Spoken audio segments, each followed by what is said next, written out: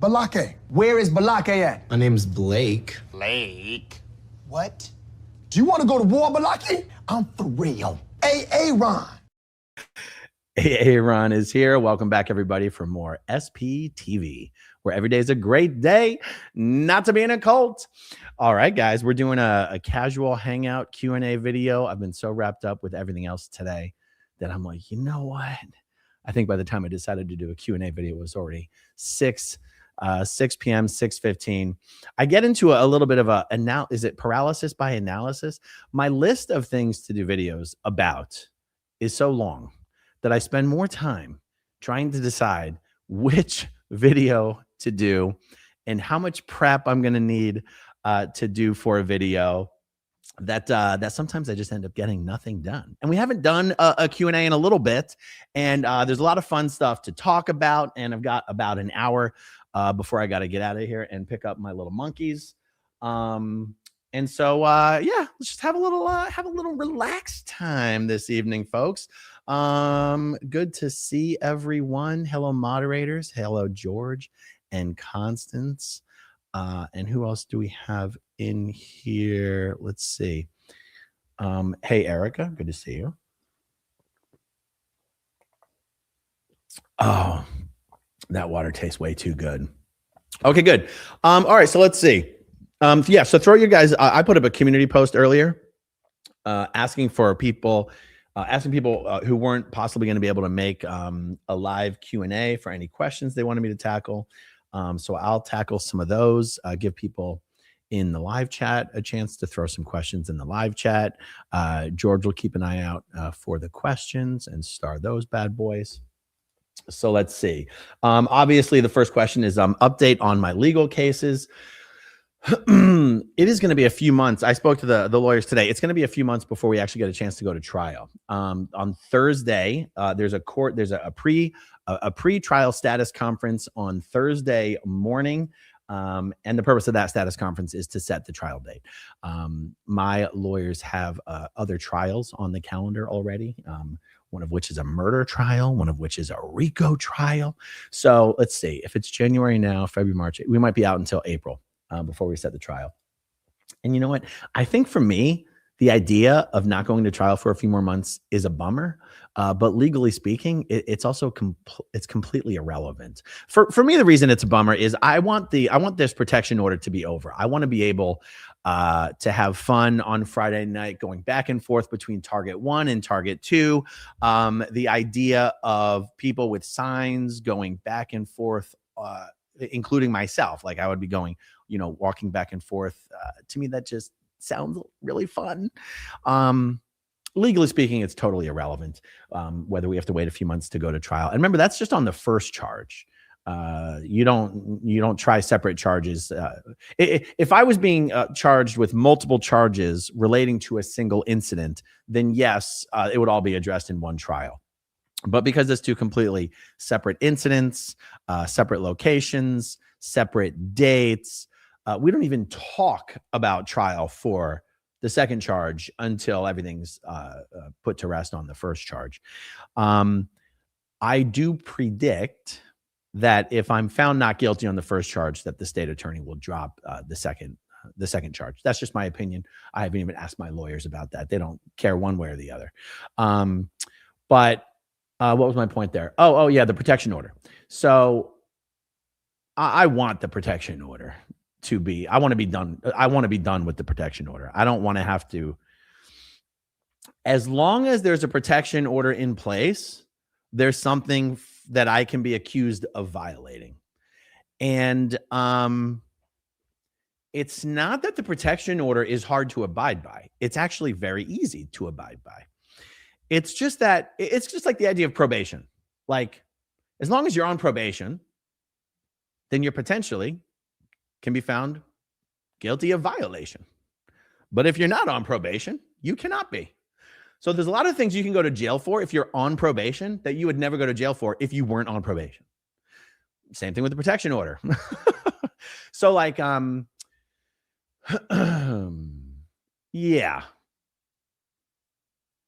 I'm trying to think, why does it feel in any way stressful? Just the idea of having pending legal a pending charge is just, I don't know. There's just a feeling that comes with it. And I'm ready for that feeling to go away. So I was hoping that we'd be able to go to trial in 3 or 4 weeks, but it's going to be more like 3 months. I don't have to be at the hearing on Thursday morning. There's no motions to be discussed. It's not a hearing. It's a status conference. And that's what lawyers are for. So I'm obviously, my availability to go to trial is any day. It's my lawyer's availability, and I guess the prosecutor's availability, where they have to find mutually satisfactory dates for trial. This is a trial these are like 1-day trials, 1 day. Yeah. So that's that. That's the update on that. Let's see. I'm not even going to look at the star questions. I'm going to look at the ones from the community post real quick. Did you get the article out of Action Jack's news? I'll have to look that up. What's happening? It's about done.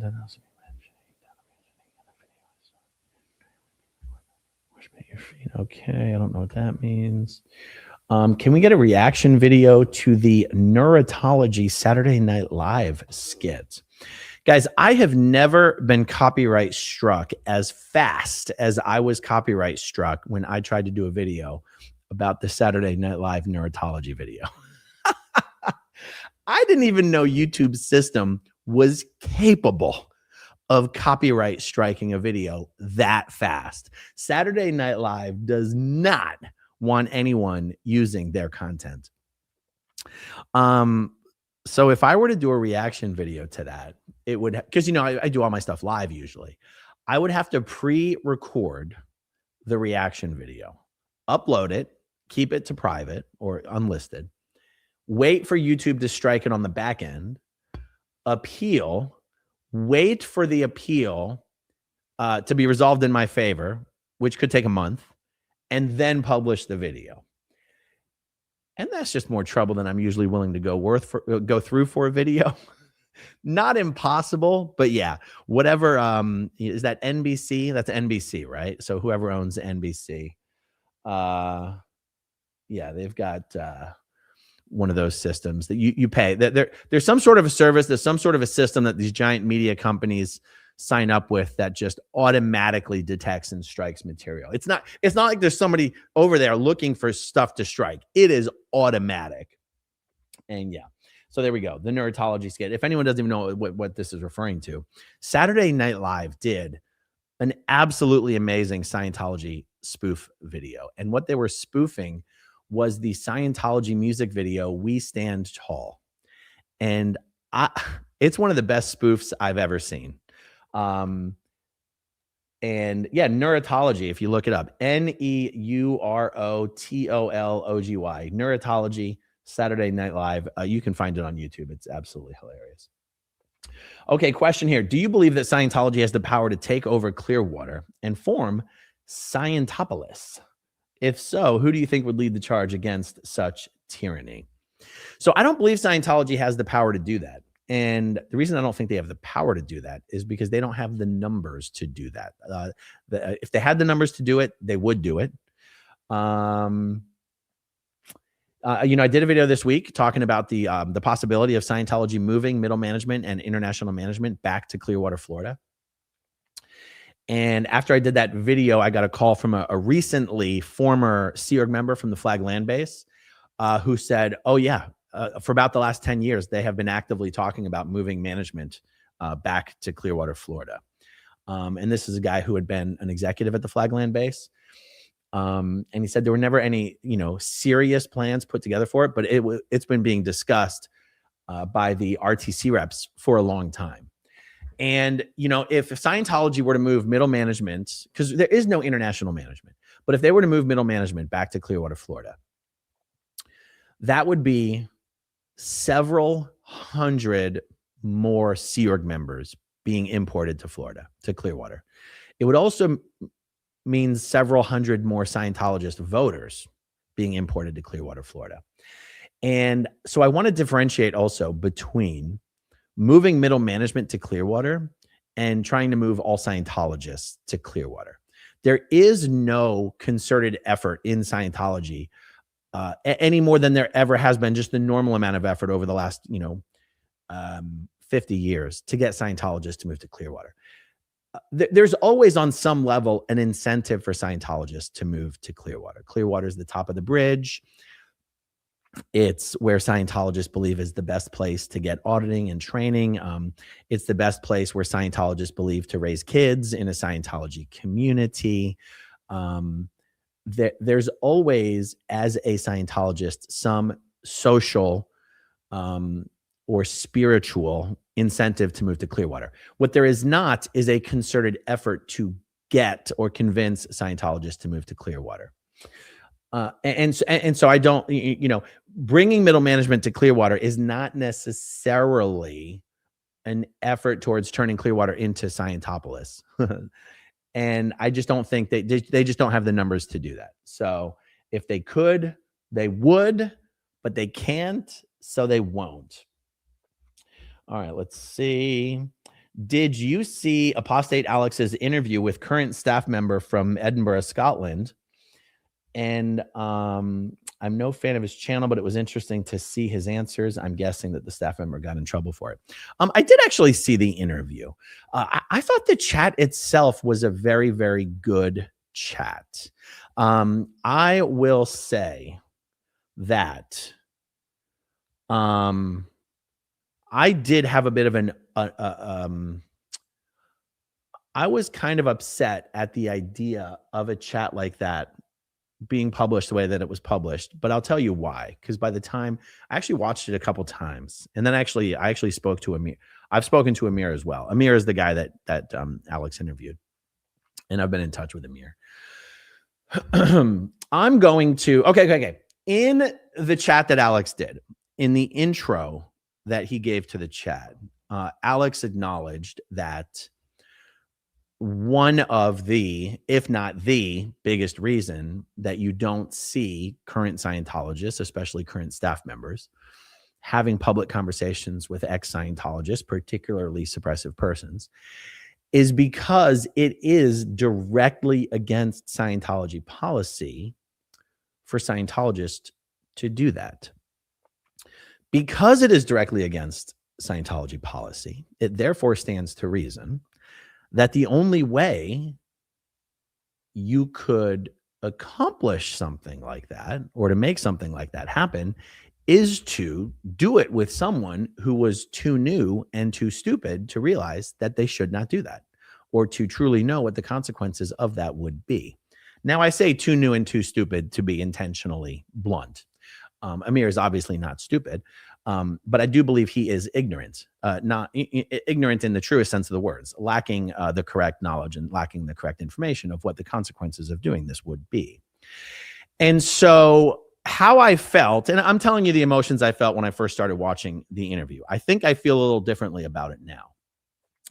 I feel the way that I feel when people reach out to the SPTV Foundation asking for help. I am keenly aware when this happens that in many cases, some of these people may be blissfully ignorant of the consequences of accepting help from an organization run by suppressive persons. And therefore, I take the responsibility of almost taking that responsibility for them and not putting the responsibility on them. So what I mean by this is, I make sure, so let's say the person that's asking for help, they truly believe there's not going to be serious consequences if it were to ever be found out. It's not good enough for me that someone else thinks there won't be consequences, because I know they're wrong. I know that if they believe that, they are, I was going to say delusional, but that's an insulting word. They are uninformed. They are inappropriately optimistic. And I can say this from experience because I used to be that person. You know, my whole story involves a multi-year period where I basically deluded myself into thinking that I was going to continue to be able to be under the radar, secretly in touch with suppressive persons, and that somehow this wasn't going to blow up in my face and everything wasn't going to fall apart. And so, Alex was, to his credit, very upfront with this guy, that Alex believed this guy would get in trouble for doing this. And Amir was very adamant that he didn't think that he would get in trouble. And, at the risk of just armchair quarterbacking this thing, because, I don't appreciate it when people armchair quarterback my stuff, but I'm just explaining this so that you guys understand how I felt in the beginning watching this thing. I felt, look, it's actually not good enough for you to just tell someone that you think they're going to get in trouble. That's not my definition of informed consent. In that scenario, I felt like what I would have done in that scenario, and I would have recorded this. This would have been part of the very beginning of the interview.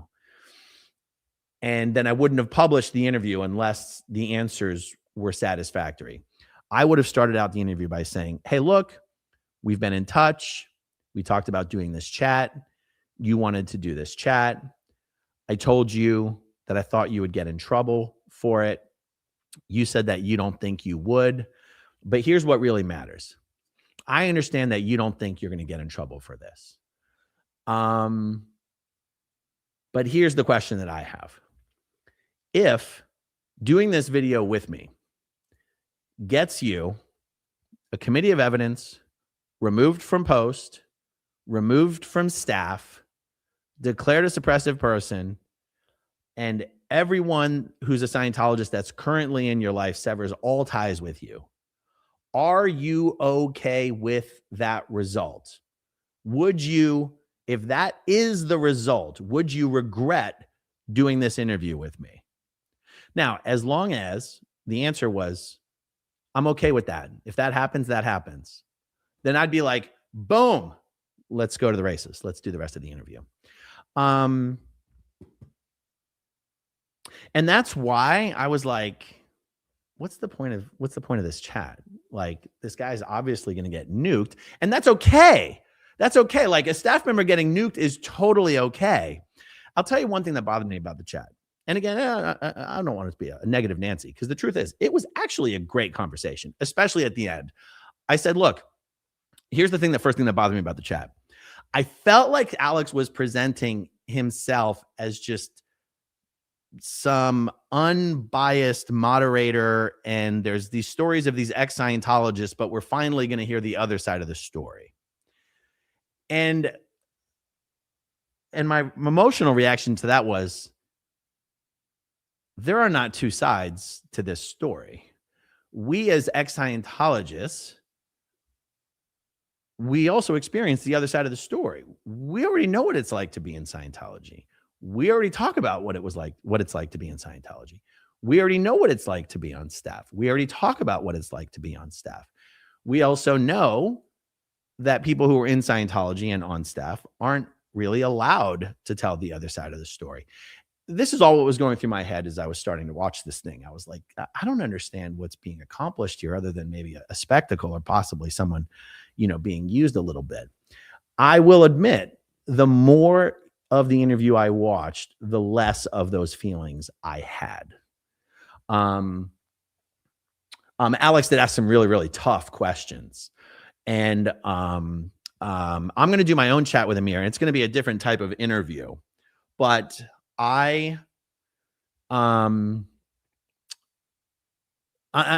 really just telling you guys how I felt about all of this in the beginning and as I was watching it. The second time I watched it through, it was a really good chat. It was a really good chat. I'm going to focus on different stuff in my chat with Amir. And he has not gotten in trouble yet, but I predict that he will. I think we could have a really... Someone's saying I'm muted. I'm not muted, right, George? God. People in the live chat who try to attract my attention to the audio, honestly, should probably be blocked. It's such a stupid way to troll people that are live. But then you never know. It might just be someone over there having technical difficulty and they think I'm muted, but really their volume is just all the way down and they're not trying to be a troll, So actually, I want to share this info with you guys. Because there seems to be, I spoke to someone else today about this about, Amir and his desire to talk to declared suppressive persons, and whether this could or could not be an OSA op. And if it were an OSA op, what would it be? Oh, that was actually one of the other things I was pissed off about in the beginning of the interview when I was watching Alex's chat, is I was like, I thought to myself, don't you realize that to a certain extent, all you're doing is accomplishing dead agenting everything ex-Scientologists have said about Scientologists not being allowed to talk to SPs? Like, if you're going to interview a guy like this, it better be holding his feet to the fire and not just acting like you're all good buddies. Because I also felt like he was positioning it a little bit like, I'm so fair that even Scientologists will talk to me. I'm so fair and compassionate that even Scientologists will talk to me. And I go, it's not fair and compassionate to let a brand new ignorant staff member come on your channel when he doesn't think he's doing anything wrong, but he is. That's not fair and compassionate in my mind. Shit, I just got distracted. Why did I bring that up? Damn it. Oh, I think we were talking about how could Amir be an OSA op? How could he not be an OSA op? The OSA, if he were an OSA op, it could be trying, like if Amir comes on Alex's channel, he comes on my channel, he goes on other people's channels, and he doesn't get dismissed from staff or he doesn't get in trouble, it would tend to, it could be a Scientology OSAP to be like, see, we don't control people. See, we don't do all those things those ex-Scientologists said, right? Now, I don't think that's what's happening. And I can tell you that if that was the OSA op, I think it would backfire like a mofo. Because there are thousands of Scientologists who have been forced to disconnect from family members who have never publicly attacked Scientology, okay?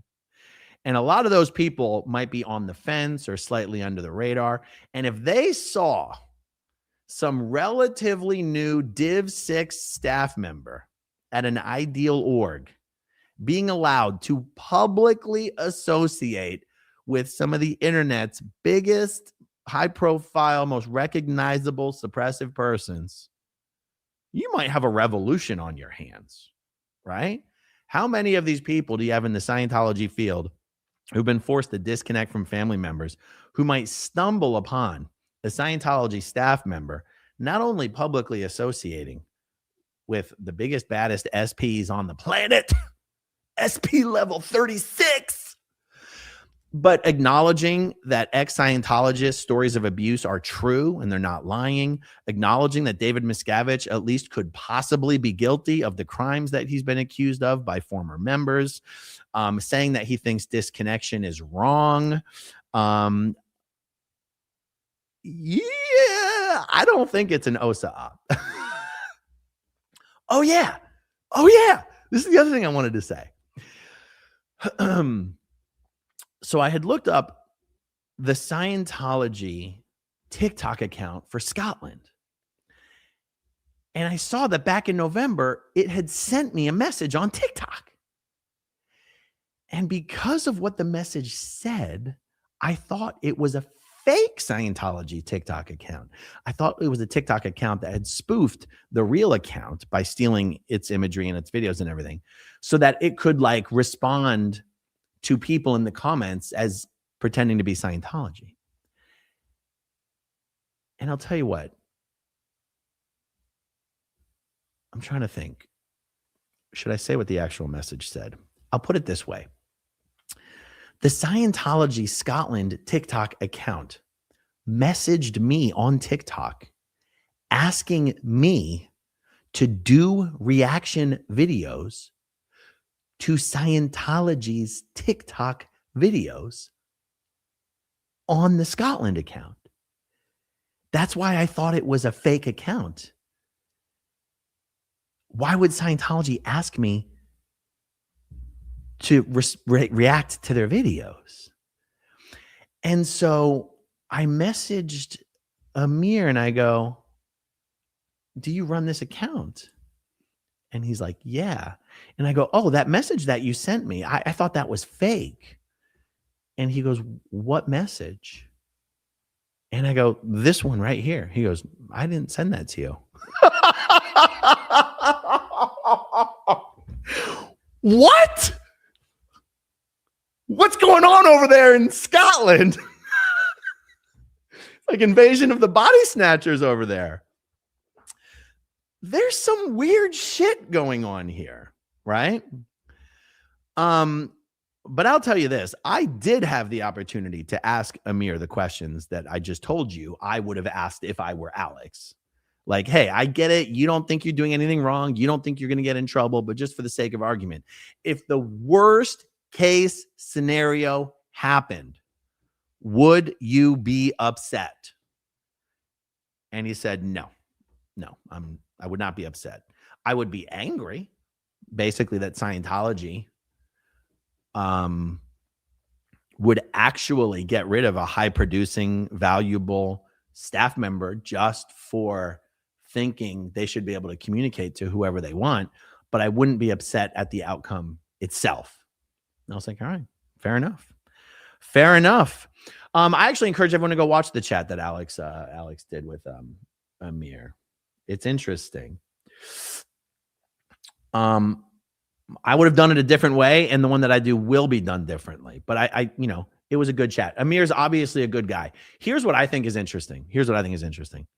When Scientology first came out with all their TikTok videos, what did I say? The first thing I said is, oh, no, don't post a link. People can go look it up. I don't want a link in the chat.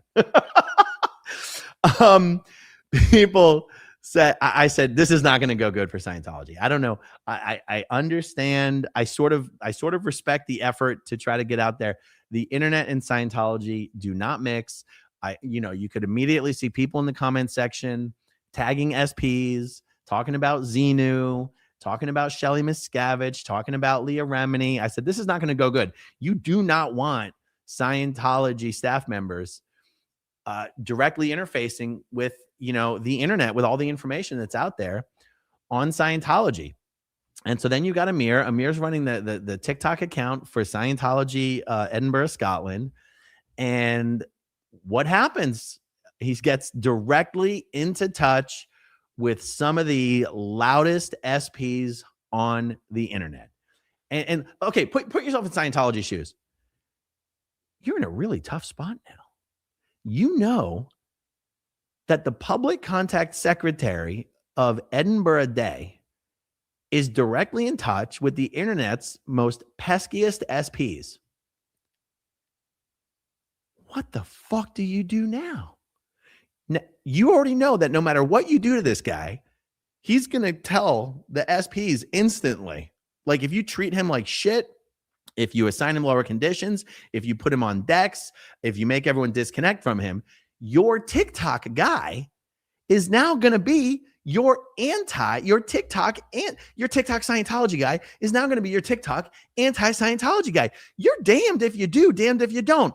If you leave him alone, if you treat him well, if you let him stay on post, if you let him keep talking to these guys, you're going to create a damn revolution amongst all the Scientology rank and file members who've been forced to disconnect from all their family members who've never even attacked Scientology. But if you bring the hammer down on this guy, he's going to be what we all hoped Shannon would be. We all hope that one day Shannon will leave Scientology and do anti-Scientology content on YouTube. Well, that's exactly what these guys are facing the potential of happening with Amir now. This is the result of Scientology trying to create good PR and recruit people on TikTok. This is the result. So it seems like, from what I can gather, Amir is a guy who got into Scientology for all the right reasons. He fell in love with all the good, attractive, shiny parts of Scientology that exist at the lower levels that make you really believe you're saving the planet, that help you in many, very superficial ways, communication, self-esteem, productivity, whatever. We all know that nobody intentionally joins a cult. Nobody joins Scientology because they want to join, a family destroying human trafficking cult. They join Scientology because they think they're joining something new and wonderful and helpful. And that is what Amir did. That is the Scientology Amir joined. He is about to find out that that is not what Scientology is. And to his credit, there was enough humanity and compassion just in him that he recognized there's something that doesn't make sense about Scientologists being forbidden from speaking with ex-Scientologists who have these complaints about their time in Scientology. Like, there's just something that doesn't make sense about that. And the thing is, Amir's totally right. It doesn't make sense. It only makes sense if you're a cult leader and you're running an organization that literally could not survive if current members were allowed to continue to associate with ex-members who are publicly exposing the fraud and the abuse of Scientology.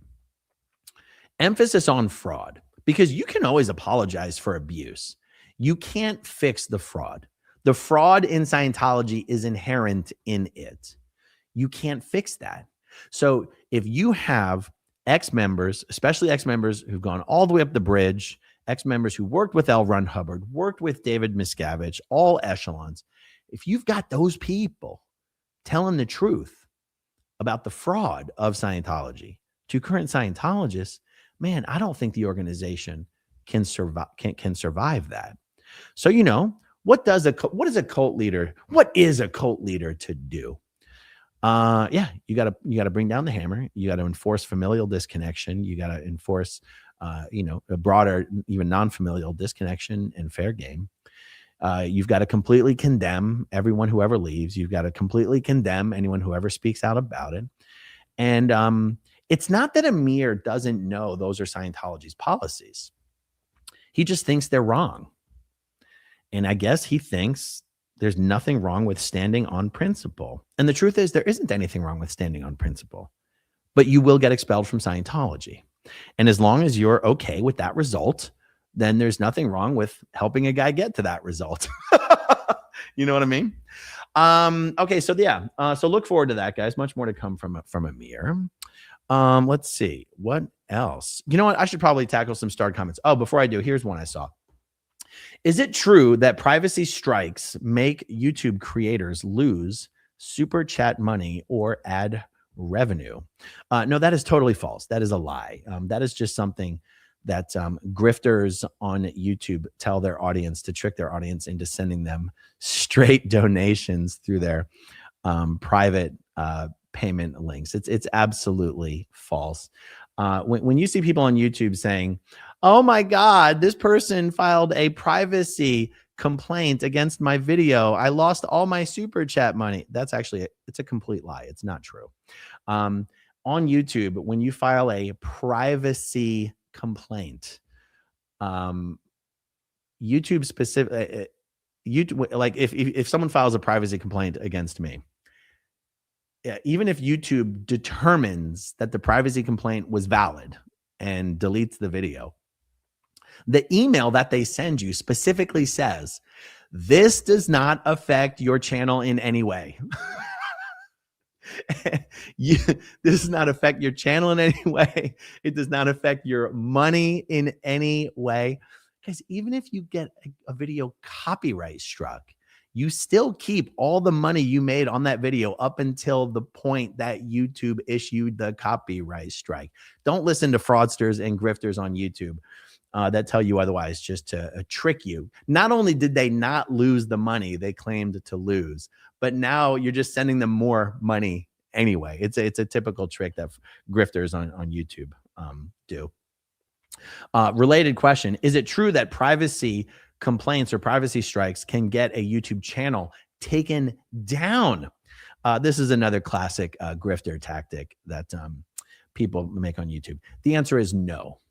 Privacy strikes are not copyright strikes. Privacy strikes are not community guidelines violations. Now, something that you do or say in a video could Both violate YouTube's privacy guidelines and violate YouTube's community guidelines. But these are totally two different things. Only YouTube's automated system can determine whether a video has violated a community guidelines violation. And I'll tell you this, take this to the bank. Take it from someone who's been on YouTube for years. Anyone else who's been on YouTube for years also already knows this, but when they tell you otherwise, they're deliberately lying to you because they're grifting on YouTube. There is nothing that can happen on YouTube that causes you to lose money you've already made. That is just not true. That is something that happens on TikTok. If TikTok takes your channel down before they've paid you out for the month, you lose all the money they would have paid you out for the month. That doesn't happen on YouTube. That's a lie.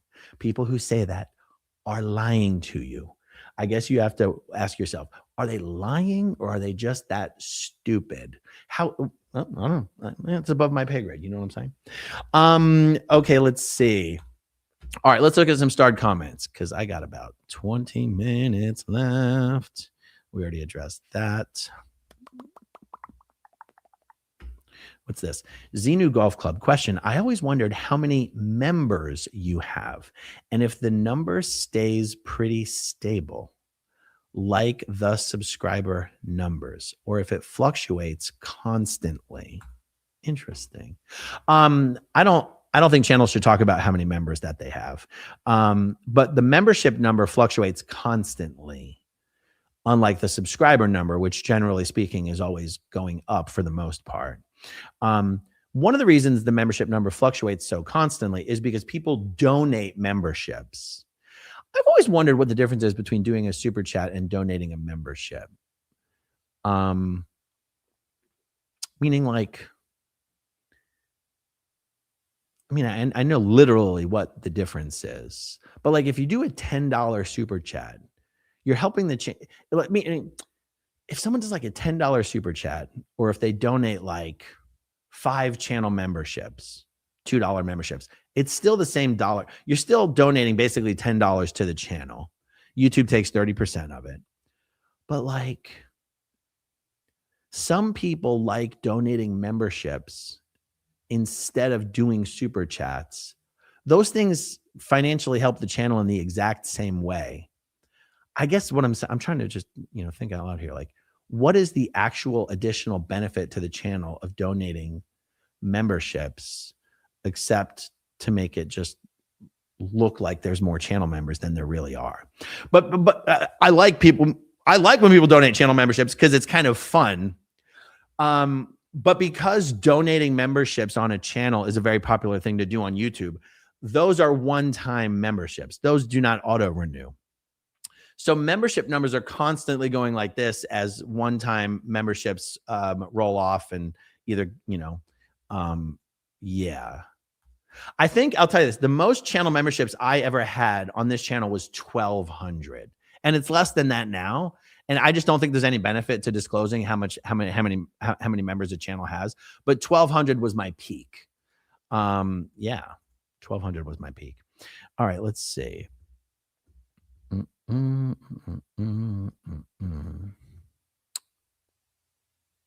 Eileen White, do you have any way to show us what David Miscavige looks like today? Oh, Scientology has already released a photo of David Miscavige from the most recent New Year's Eve event, and I've used that photo in one of my thumbnails. I try to use the most recent photo of David Miscavige in my thumbnails. Yeah, so that's the answer to that question.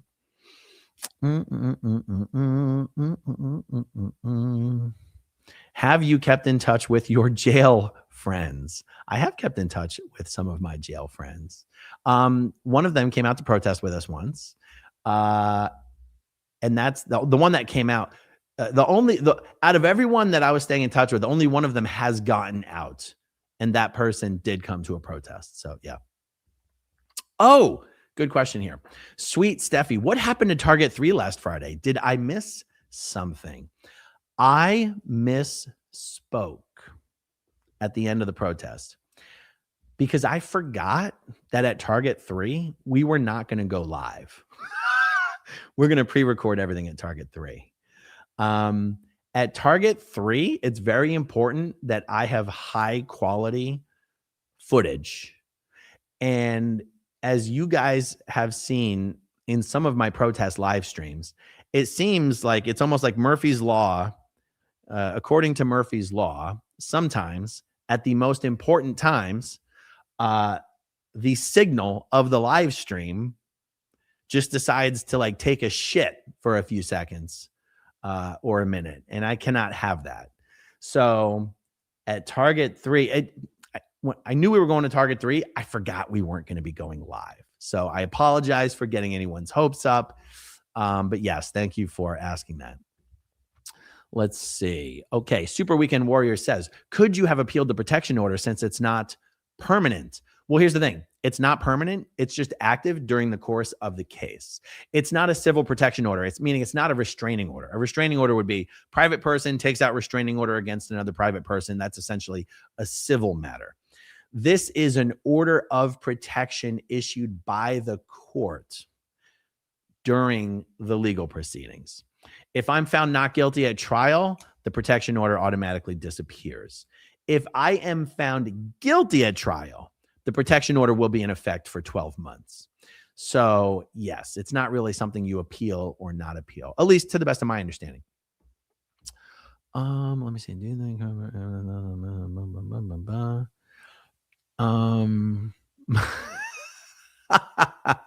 gonna have to leave that one alone for now. Lots of good questions, but I can't take all of them up. Let's see. Okay, I guess that's a super chat. So, do you think the Scientologist that apostate Alex interviewed will get in trouble with Scientology? 100% that I do. I even told him that. I said, look, I said, yes. I said, you will be kicked off staff and you will be expelled from staff. And I believe that to be true. And that's okay. The reason it's okay is because he's okay with it. Now you have to understand. So it's funny because I'm trying to listen to, I'm trying to consider how my words might sound to someone else. Like, why would I care if some Scientology staff member got dismissed from staff in Scientology? Because I don't. I wish all Scientology staff members would get dismissed. The part of it where I start to care about it is if something is being done, if it feels like someone's being used, right? There's a ton of people in Scientology I talk to. Their lives would usually, for the most part, be very harmed or destroyed if they were without their preparation dismissed, and everyone had to disconnect from them. And those people are very aware of that fact. And that's the issue here. Just because someone doesn't seem to be aware of that fact or doesn't want to believe it doesn't make it not true. And so that's just becomes, are you doing something that you know is going to have a certain effect, but you're saying it's okay because the other person isn't aware of it? Especially if we're pretending to be full of caring, compassion, and love and understanding. It's not very compassionate to lead someone down a path they seem to be in denial about where the path leads when you yourself know very well where the path leads. So I just want to be clear about that. And I'll tell you what's different. What's different about, because as I'm saying this out loud, I realize, people are going to go, but that's exactly what happened a couple of years ago when, Reese was not declared a suppressive person yet. And she was talking to you, and then you accidentally showed text messages on screen and that she got kicked out. And there's some similarity there, but there's also a really, really big difference. Reese was not under the radar. Reese had simply not yet been declared a suppressive person, but she was not under the radar. Under the radar in Scientology means that you are still pretending to Scientologists to be down with Scientology.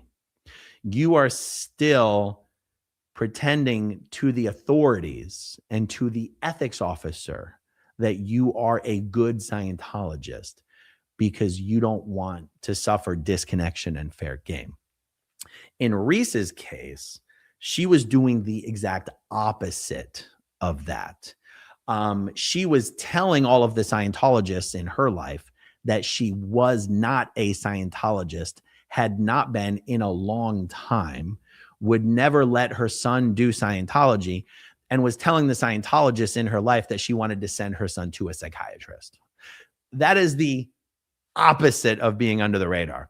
I mean, Reese and I, you guys, if you guys ever go back and listen to the phone calls that Reese recorded a bunch of phone calls between her and her mother-in-law. She also recorded a phone call or two that she actually had with a Sea Org recruitment mission. And you guys will see what I mean. It's the difference between being under the radar and just not being declared yet. And actually, I remember the first conversation I ever had with Reese when she contacted the Aftermath Foundation. She wasn't asking for help leaving Scientology because she was already out of Scientology, but she hadn't been declared yet. And her mother-in-law was on staff and was training at Flag. She actually said she needed some guidance. She wanted someone to talk to. So I remember the first conversation I had with Reese. Actually, as soon as I got off the phone with Reese, I actually sent a written debrief to Mike Rinder and Luis Garcia about this conversation I just had with this, kind of ex-Scientologist, but still not, still technically in good standing. And the debrief that I sent them even specifically said, Reese does not care if she gets declared. So that's the difference. And that is the difference. Now, don't get me wrong. And also when Reese did get declared, she didn't lose any family members. She still had her son and her husband and her mom and the only father she'd ever known and her sister. What happened was all the Scientologists in her life who had never unfriended her on Facebook started disconnecting from her on Facebook. But these aren't people that were in her life. And what was the other thing on that? Oh yeah. In one of the phone calls, she's actually telling the Sea Org recruitment mission that she hasn't been a Scientologist for at least 9 years. So that's a little bit of the difference there. But yeah. Okay, let's see. What's this? Tim Smith Home. What are the odds that there are more declared SPs than there are active public Scientologists in the world? The poetry of that would be indescribable.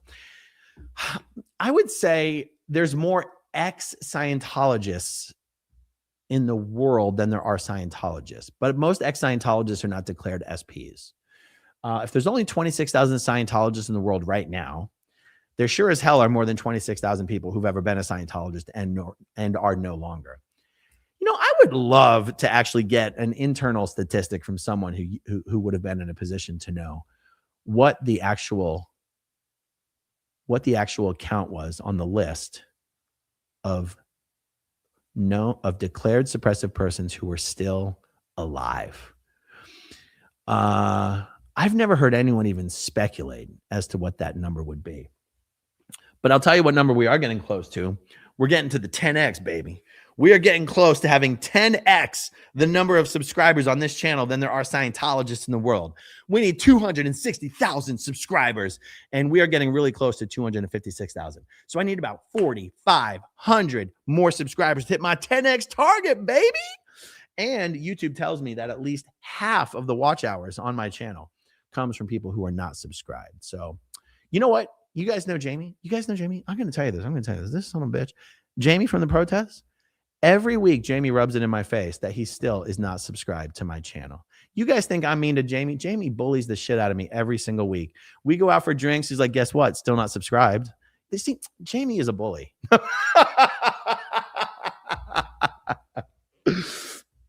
Oh my God. Jamie. Yeah. Jamie. I want Jamie to be, when I'm at 25, when I'm at 259,999, I'll call Jamie. I'll be like, please, Jamie, please subscribe. Be the last subscriber I need for my 10x target. By the way, you guys know his name's not even Jamie. He's been lying to us the whole time. His name's Jaime. Okay. His parents are from Mexico. His name's Jaime. which explains why I've been spelling his name wrong the entire time. It's spelled Jaime. I've been spelling it Jamie this whole time, you guys. Okay, what time is it? I'm still okay on time. We got a little bit more. No pizza until Jamie is subscribed. All right, let's see. Mary James says, you can do these chat things with a membership. It's true, but Mary, is it true that you only get one of these little chat things a month? Is that true? Like they give you like one free little, right? Because here's what I wish. I wish that anytime a member made a comment that it showed up like this, looking like a super chat. That for me would be real value add for having a membership. But all it does is make your name green in the chat, you know? Yeah. Okay. So thanks, Mary James. And thanks for being a channel member for 15 months. Okay, let me see. I'm going to scroll through here.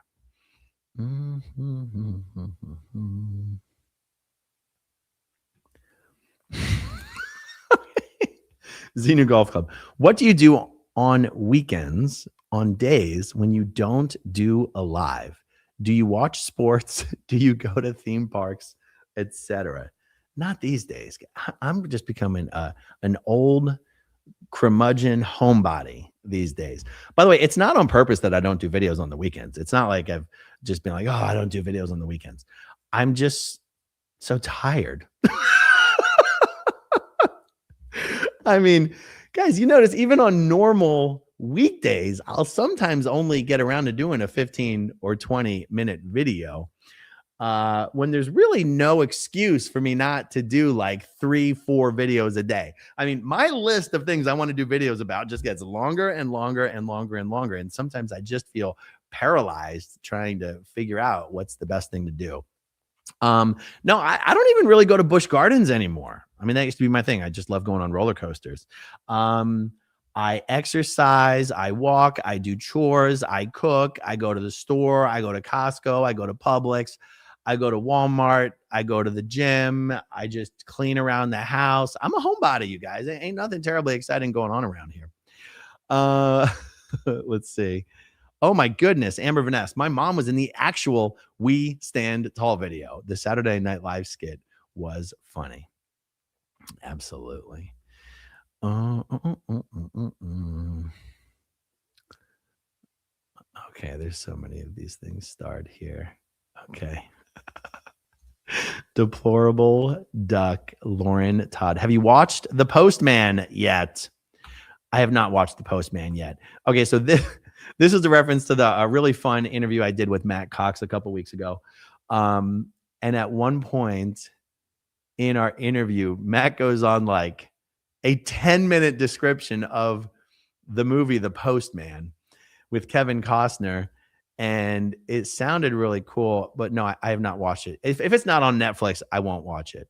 If it is on Netflix, then I will. Let's see. MFF Sweden. Do you have any information regarding the Swedish Scientology program? You know, when you say the Swedish Scientology program, it makes me wonder if you're referring to something more specific than what I'm thinking. But if you're just talking about like the state of Scientology in Sweden, the thing about Scientology is it's not really any bigger in certain locations than other locations as far as individual organizations go. You know, like the only reason Scientology seems bigger in Los Angeles is because there's like 10 different organizations. But all of those organizations are pretty much failing to the same degree. Sweden has several different organizations, but none of them are particularly successful. And when I do my estimates for how many Scientologists there are in the world, I sort of use average numbers for how many staff members in public there are at each organization. And somehow it just kind of works out that each organization is pretty much equally small. You know, I think if like Albuquerque might be a bit of an outlier. It's like much smaller than even your average small Scientology organization. But the Swedish organizations are not successful. So they're going to be about as big or as small as anywhere else. Okay, let's see.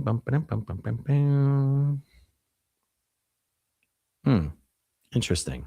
Okay, Cascade says, what was the best, attractive, shiniest part of Scientology that got you over the line to join? So, I was brought into Scientology as a child. So there was no shiny, attractive parts that got me to join Scientology. But because my whole time in Scientology was dealing with the lower non-confidential levels, whether it was training on them, training other people on them, and just interacting with, because my time in Scientology was first in Philadelphia at the Philadelphia org. Well, the Philadelphia org is an entry level class 5 organization. That's where people get into Scientology. Class 5 organizations do not deal in any way at any time with the upper level confidential materials of Scientology. That's what Sea Org bases are for. I wonder how many people truly understand that distinction. The Sea Org exists to deliver Scientology's confidential levels. Those levels do not even exist at class 5 normal Scientology orgs. So what's my point here?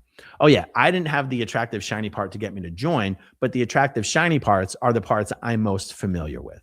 So when people come in off the street and they get their first Dianetics auditing session, which requires them to recall a moment, a painful moment of physical or emotional pain that they can comfortably face. When someone who's not used to doing that does that and goes through that process over and over and over again, it is very common for them to experience some sort of an emotional relief. It's almost like, but honestly, when you think about it, that's how you usually feel after you have a good hard cry, isn't it? So when someone's going through a Dianetics auditing session and they're going through a moment of pain and unconsciousness or loss or hurt, and they're going through it again and again and again, and they're getting really into it, and they're experiencing the emotion, and they're experiencing the grief, and they're experiencing the loss, and they're very often crying. At the end of that session, they feel very often a sense of relief, some sort of a clarity. And that's an example of something that I would call a bright, shiny aspect of it. Someone who really struggles with communication, doesn't like looking people in the eye, always feels insecure or whatever, they can do a Scientology communications course, and afterwards, they're going to feel better in certain ways. That's an example of something that's bright and shiny. But here's the catch. You could also take any communications course, and you're going to feel better at the end. It doesn't have to be the Scientology communication course. Literally any drill or program that gets you to confront and do and repeat things that make you uncomfortable until you're comfortable with them, you're going to be like, this is the greatest thing ever. This was money well spent. Let me get my friends into this. Well, the problem is that works that way for Scientology as well. So, all right. I hope that's a little helpful.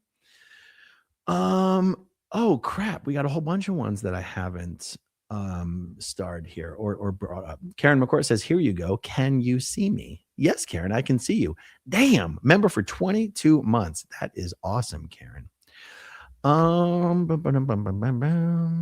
Rent. Yeah, here's my one free comment for the month. Right, exactly. Arkansas Flamingo. Here's my free comment for the month. Eggert Orloffs. Wow, a free supercharger. I didn't know about that. Oh, it probably meant a free super chat. Okay. Jahan Darling. Wait. Jana Darling. Aaron, did you ever work at the Hollywood Scientology Information Center like 8 to 10 years ago? That was when they were trying to recruit me. A guy looked a lot like you and asked if I was from Washington. So no, I never did work at the Hollywood Scientology Information Center. And I'm trying to remember if it was, so that test center is an extension of one of the Scientology organizations on L. Ron Hubbard Way called the LA Org. When I was in the Sea Org working on L. Ron Hubbard Way, LA Org was not a Sea Org. It was staffed by class 5 Scientology staff members. And that test center was an extension of that org. So when I was in the Sea Org, that test center was not staffed by Sea Org members. It was staffed by Class 5 staff members. Now, David Miscavige rehashed all of the operations on L. Ron Hubbard Way. He took Asher Day and Asher Foundation. He combined them into one org. He took LA org. He got rid of the Class 5 staff members, and he turned it into a Sea Org. So the test center is now staffed by Sea Org members. So now I left the Sea Org in 2006, and Jesus Christ, that was 19 years ago now. Can you believe it? It makes sense because my oldest daughter is 19 years old. So yeah, I would not have been at the test center 8 to 10 years ago. So it wasn't me. It wasn't me. Darkness. Oh, dark stars. Dark stars, torpedoes of truth. Who makes the decision to declare someone? Does anyone know? Fantastic question. Okay, it starts at the org level. The org level, the decision begins with the ethics officer. And the ethics officer is the one person that deals with all ethics and justice matters in a Scientology organization. Now, there are echelons of staff members above the ethics officer who have just as much authority as the ethics officer, whether it's the director of inspections and reports, or whether it's the HCO area secretary, or the Hubbard executive secretary, or the executive director. The process starts with the ethics officer. Now, generally speaking, in order to declare someone a suppressive person, you first have to give them a committee of evidence, otherwise known as a COMEV. A COMEV is basically Scientology's version of a court martial. If you're getting one, you're already in trouble. The COMEV has to meet, and it has to determine, after doing its little bullshit kangaroo court thing, that you have been convicted of certain high crimes, and your penalty is to be declared a suppressive person. If that is what the committee of evidence decides, then a proposal gets sent up to Scientology's international justice chief to authorize your declare. Now, there is a continental justice chief as well. So it usually has to go via the CJC to the IJC. The IJC has to personally approve every suppressive person declare. And until it is approved by the IJC, it is not valid. The one exception to that, and I wouldn't have known, I did not know this was true when I was in the Sea Org, and I wouldn't have believed it if you tried to tell me it was true.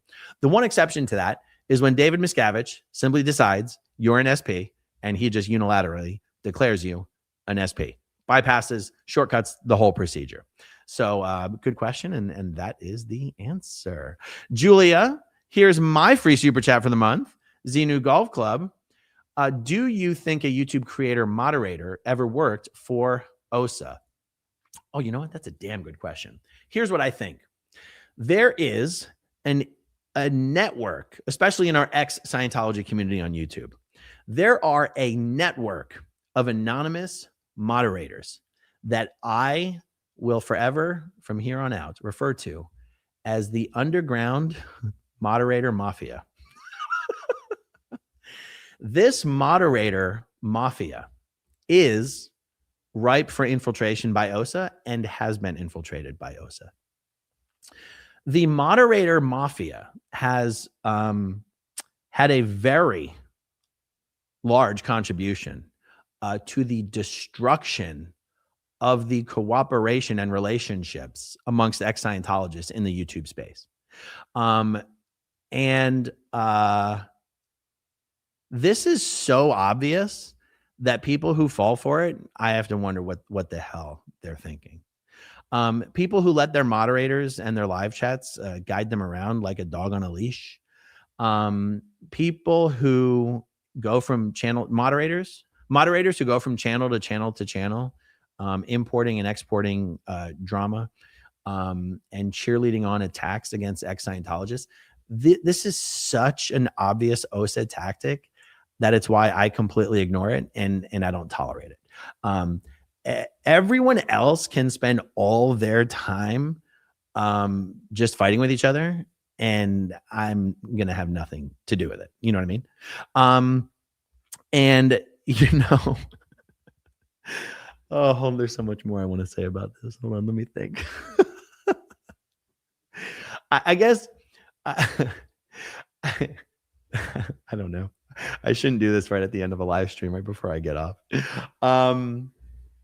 It is so obvious to me what is happening when you see people getting either completely distracted off of doing videos exposing Scientology, or when you see people getting sucked into looking like they're friends or allies of the people who have already been successfully distracted off of doing videos about Scientology, but are too wrapped up in attacking ex-Scientologists and each other.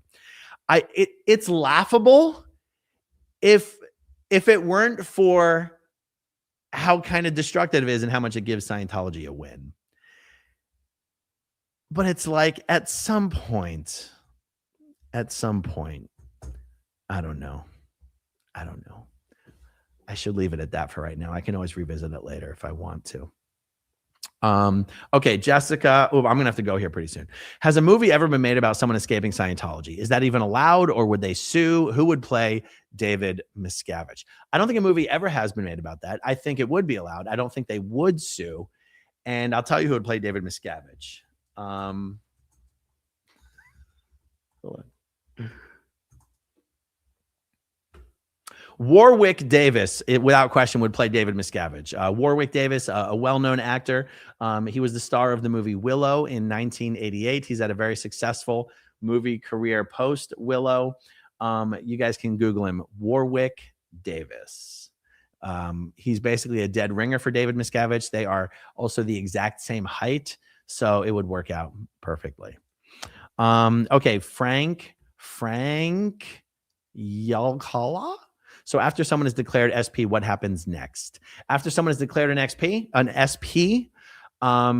they are expelled from Scientology, and every Scientologist that they know is informed by the ethics officer, is called in, is shown their ethics, their declare order, has to read it, has to tell the ethics officer how they feel about it, has to promise to disconnect, usually has to send some sort of a disconnection letter pre-approved by the ethics officer.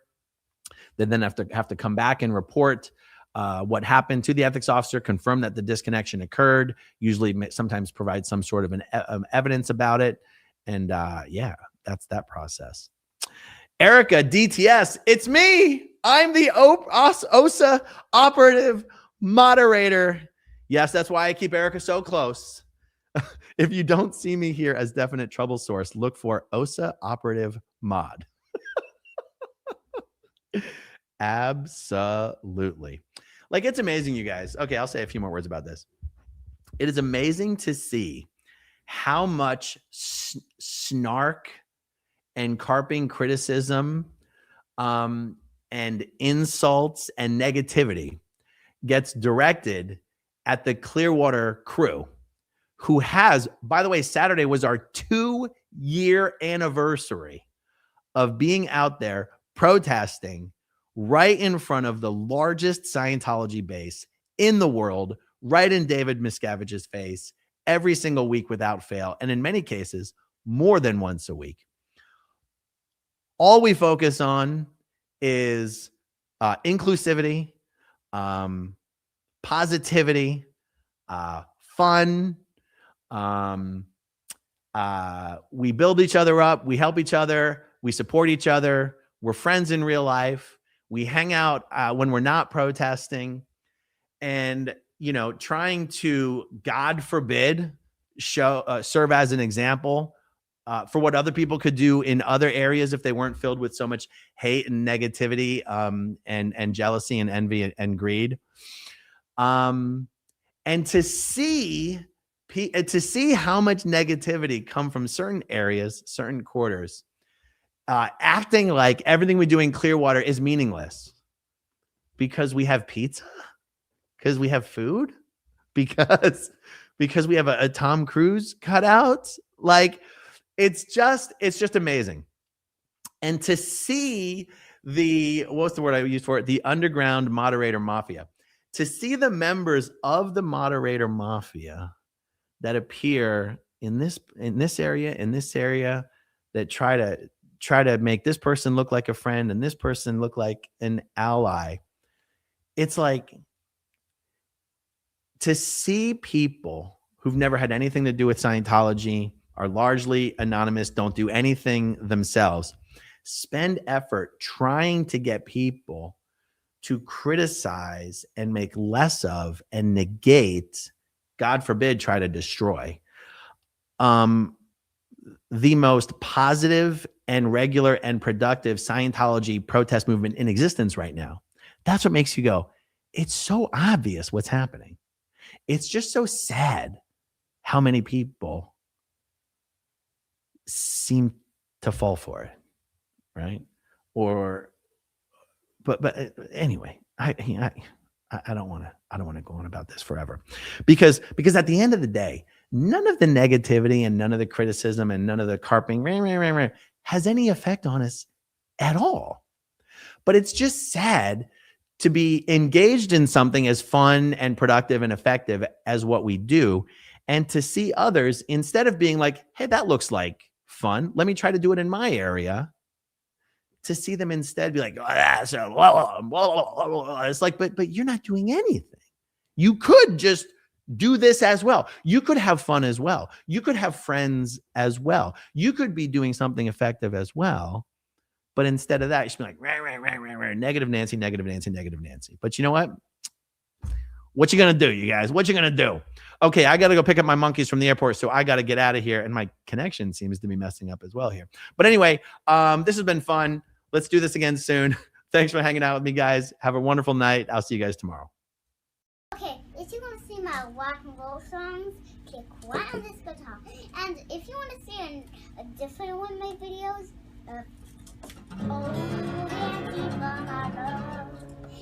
then you could click right inside here. If you have subscribed or not, subscribe right